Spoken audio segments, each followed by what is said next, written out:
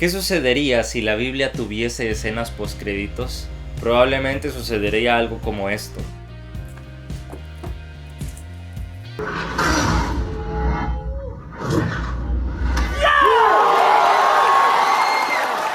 La realidad de las cosas es que si no nos abrumara el hecho de saber que hay mucho texto en ella, quizá podríamos alcanzar a ver las múltiples conexiones e historias que podemos encontrar en ella. Mi nombre es Alejandro Ochoa y nuevamente te doy la bienvenida a este canal. Te invito a que te suscribas, a que me sigas en mis redes sociales como @aochoapdb. Y bueno, vamos a entrar de lleno en este tema. Quizá algunos lo saben o otros no, o quizás es muy obvio.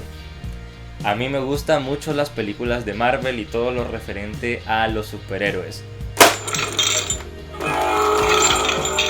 Y una vez pensando en esto me pregunté, ¿qué pasaría si viésemos la palabra de Dios no como un libro aburrido, no como historias sin sentido, sino que lo empezáramos a ver como una sola historia que está entreconectada toda entre sí?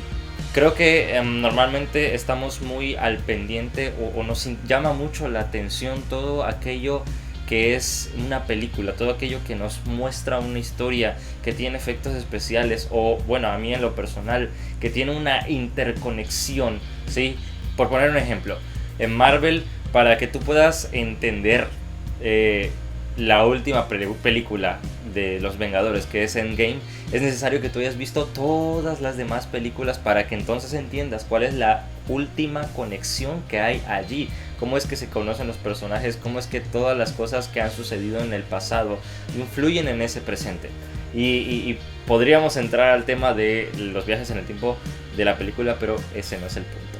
El punto es darnos cuenta que en la misma palabra de Dios, en la misma Biblia, podemos encontrar historias que están conectadas las unas con las otras, y que si tú no eres un lector constante y que si tú no prestas atención a los detalles, posiblemente no te vayas a dar cuenta de que en realidad hay muchísimo de lo cual podemos hablar, de personajes y de historias que sucedieron en algún momento, pero cómo eso tiene una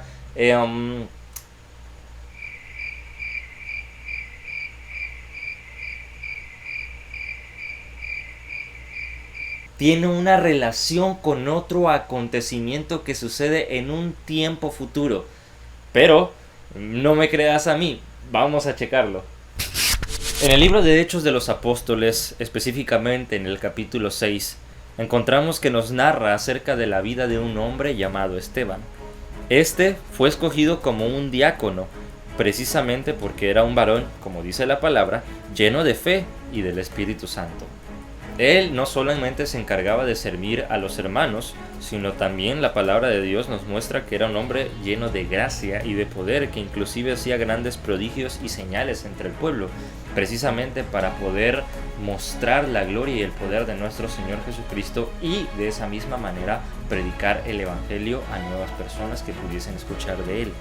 Sin embargo, como sabemos, y alrededor de la historia bíblica, muchos hombres quisieron detener el movimiento de Jesús, y celosos y envidiosos de la sabiduría de Esteban lo pusieron bajo arresto. Esteban es presentado ante el concilio para poder así dar una defensa de él mismo, pero no solamente se encarga de hablar de él, sino que habla precisamente de la defensa de la fe, de la cultura que rodeaba a todo el pueblo de Israel y de cómo fueron llevados desde la creación del mundo hasta ser escogidos como pueblo de Dios. Él habló de hombres como Abraham, como Isaac, como Jacob y de inclusive José, y de cómo el pueblo de Israel llegó a ser cautivo de Egipto, pero también cómo fue liberado por Moisés. En resumen, Esteban estaba haciendo un fuerte llamado a la vida de todos aquellos que no estaban reconociendo a Jesucristo como aquel Mesías, como aquel Salvador o como aquel libertador del pueblo, pues lo habían puesto en una cruz. Y eso provocó una gran molestia en los corazones de aquellas personas que simplemente, como dice la palabra de Dios, crujían sus dientes contra Esteban y querían matarlo. Estos hombres necios e hipócritas cerraron sus oídos contra aquel mensaje y arremetieron en contra de su vida. Lo echaron fuera de la ciudad y lo apedrearon. Y esto hasta mataron.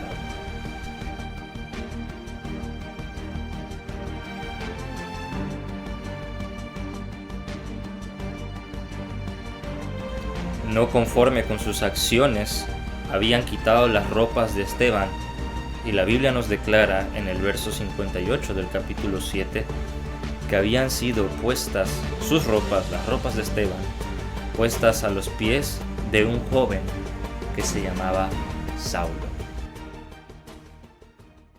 Aquí es donde comienza la gran conexión de esta historia, al mencionar a un joven de nombre Saulo. Este joven quien se convertiría en el perseguidor de la iglesia, que agarraría a los cristianos y los metería en la cárcel, y que no solamente eso, que inclusive los mataría a filo de espada.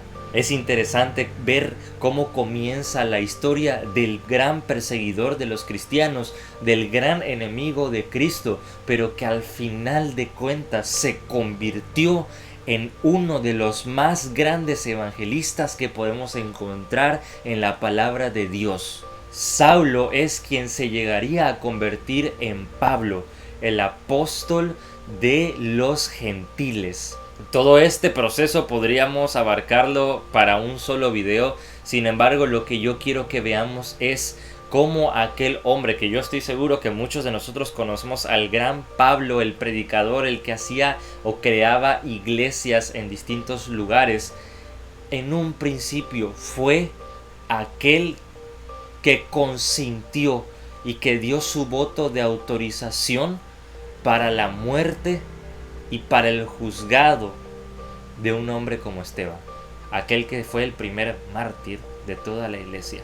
Y aquí podemos ver una pequeña pero gran conexión tan solo en un solo capítulo de la Biblia. Hay muchas escenas más en las cuales podríamos decir que hay conexión y que no solamente se resume a una pequeña historia, sino que todo eso trasciende para un propósito en un futuro dentro de los planes, de los propósitos y de la palabra de Dios. Ahora bien, yo te invito a ti que me cuentes aquí en los comentarios alguna otra conexión que tú conozcas de la palabra de Dios, que tú digas esto puede ser incluido como una escena post créditos, que tú puedas decir aquí hay una conexión entre lo que pasó en el pasado, vaya, y que esto tiene una repercusión en esta historia. Quiero leer esa historia que tú conoces aquí abajo en la caja de los comentarios. Y bueno, no me quiero ir sin antes saludar a Eduardo González Reyes, a Camila Bernal, a Javier Asís Robledo, a Yamir Hidalgo y también a Francisco Ramos, que fueron aquellos que dejaron un comentario en el video anterior. Así que si tú también quieres un saludo, recuerda comentar lo que pedí en este video, ¿ok? Espero que haya sido de gran bendición para tu vida y que empieces a ver la palabra de Dios o la Biblia no como un libro que solamente contiene texto, sino como un libro que realmente contiene historias que trascienden no solamente en conexiones, sino también en lo que bendice, en lo que edifica, en lo que realmente fortalece mi corazón.